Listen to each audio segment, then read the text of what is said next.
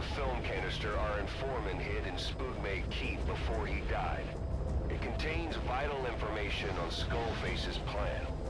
For now, our only clue is the garbled photograph the informant tried to send us before the end. We're working on analyzing the data, so there's no time to wait. A KGB Spetsnaz squad is after the target as well. Boss, go to Spookmate Keep and use the VI to lead you to where the film canister is hidden. It is paramount you retrieve the target before the enemy does. Be careful down there, boss.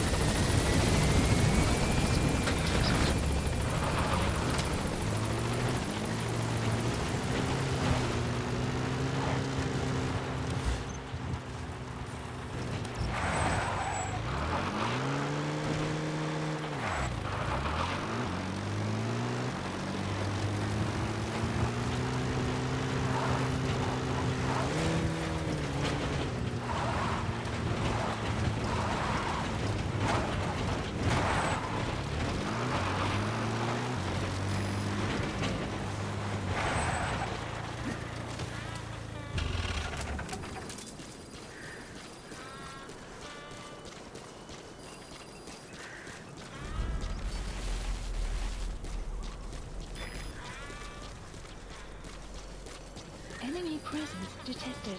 The map has been updated.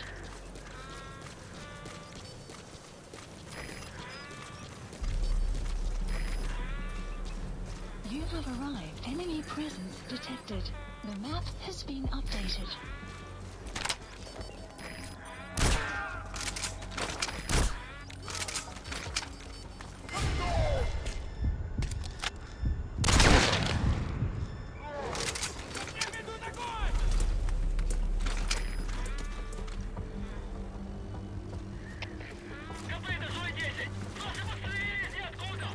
Begin cover fire.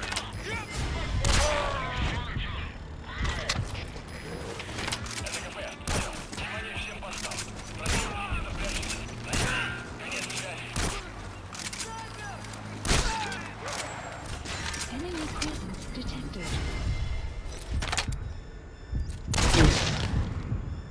The map has been updated.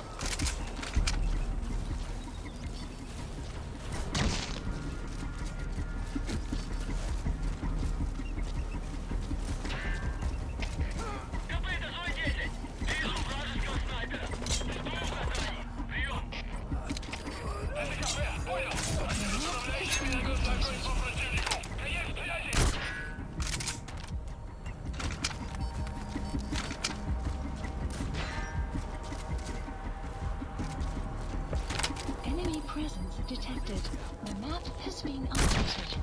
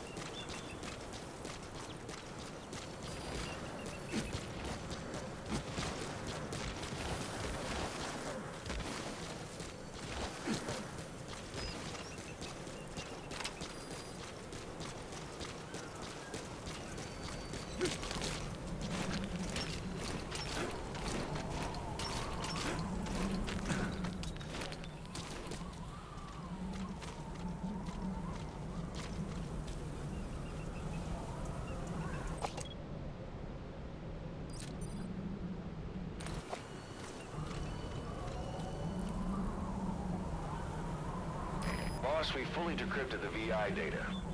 Now the target's hiding place should be clear as day. Check your iDroid.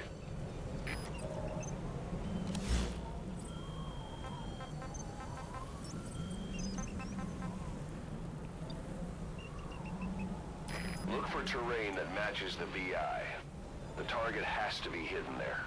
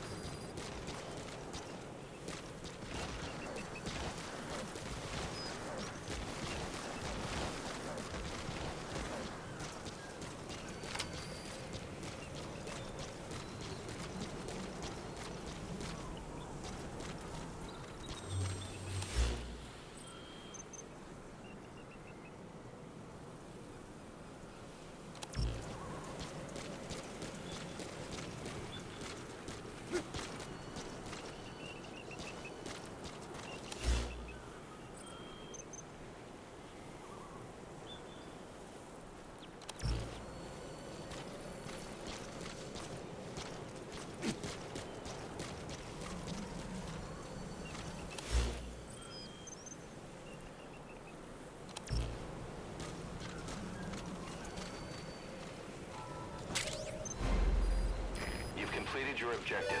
Now get out of the hot zone. Mission info has been... Please select a landing zone. The support helicopter Roger. requested.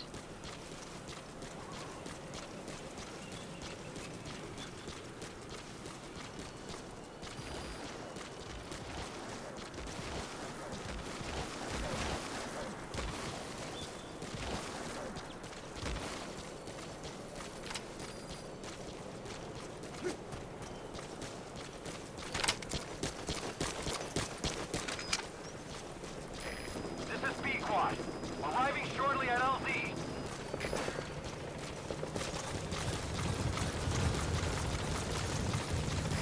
This is Pequod. Have arrived at LZ. Will stand by.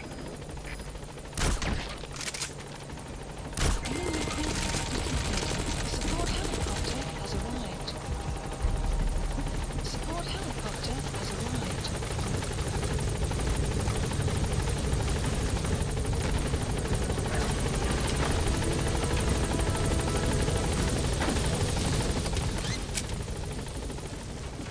Gaining altitude.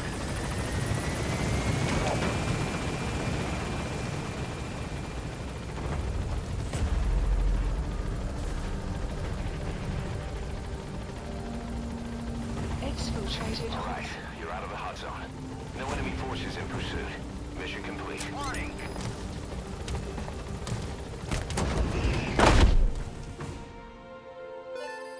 Extraction arrived at Mother Base. Mission complete. Great work.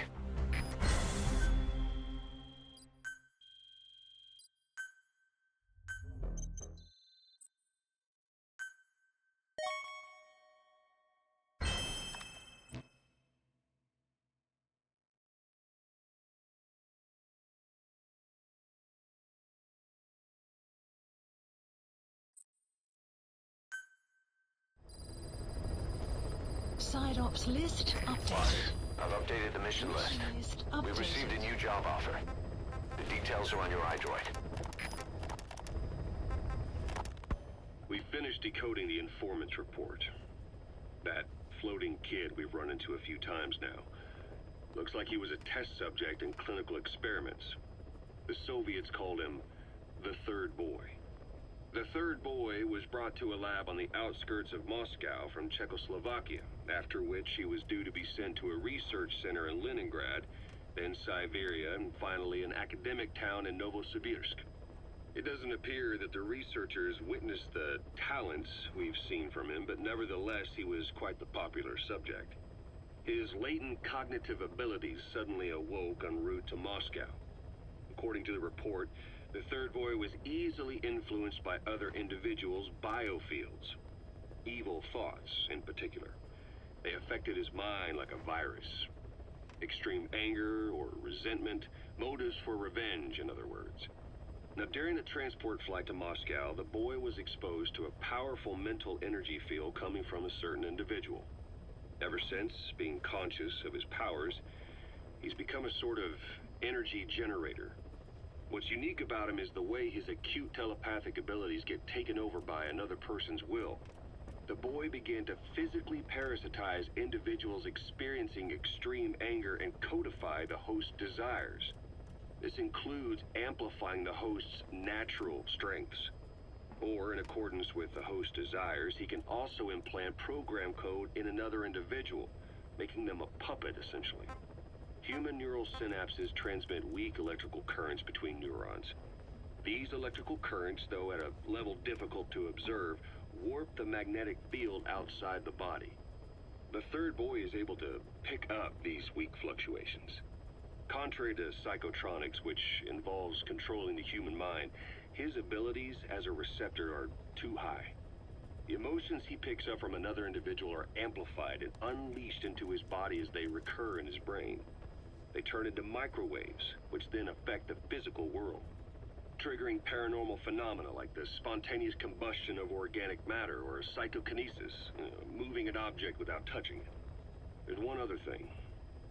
While he's parasitizing a host, the boy's ego gets shut away, allowing the will of the host to take control of his powers, like some annoying static drowning out your own voice.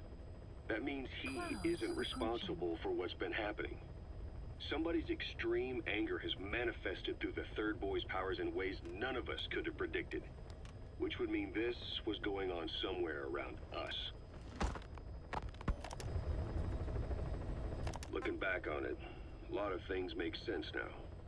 The man on fire, Sahelanthropus, they both came to life thanks to the third boy's powers. Everything has been happening through him as a catalyst. We first saw him in the hospital on Cyprus. The boy parasitizing the man on fire's desire for revenge gave him his new abilities in return. He next appeared at the Hamid Fighters Fort where the honeybee was hidden. There, the boy parasitized Skullface's vengeful mind. He controlled Sahelanthropus, making it do whatever Skullface wanted.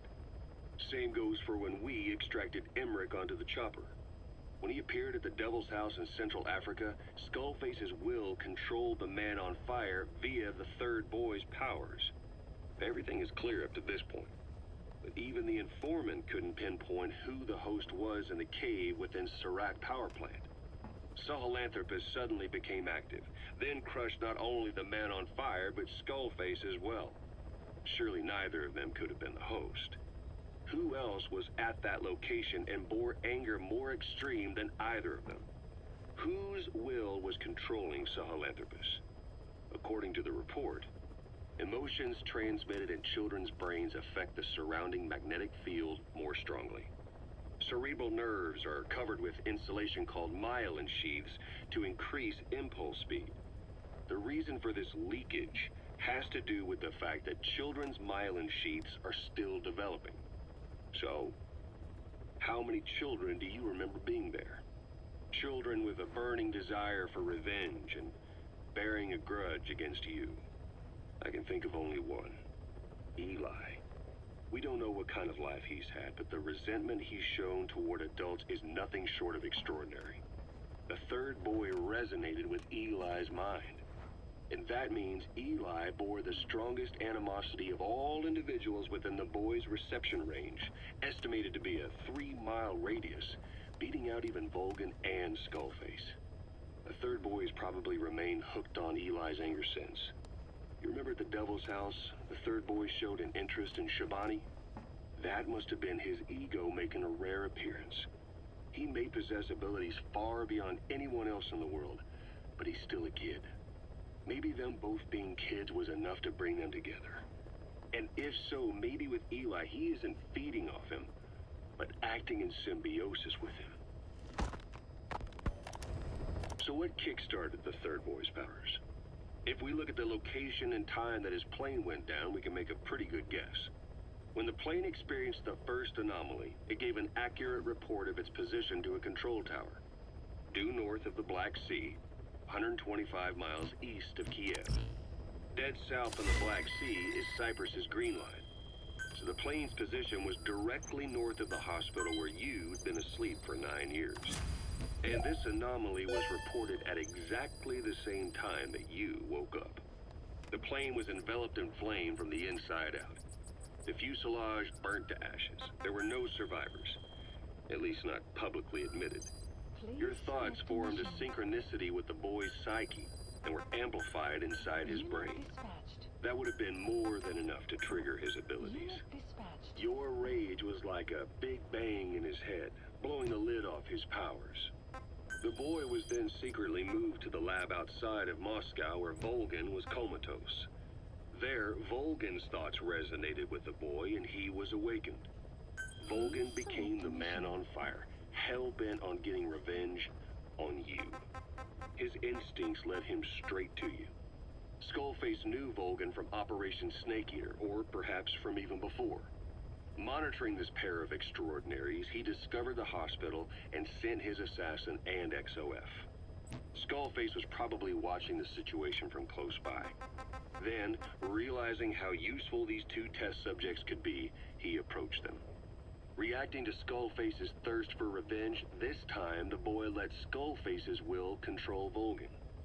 Volgin, at times driven by personal revenge, at times through Skullface's will, kept on moving, though his body was little more than dead meat.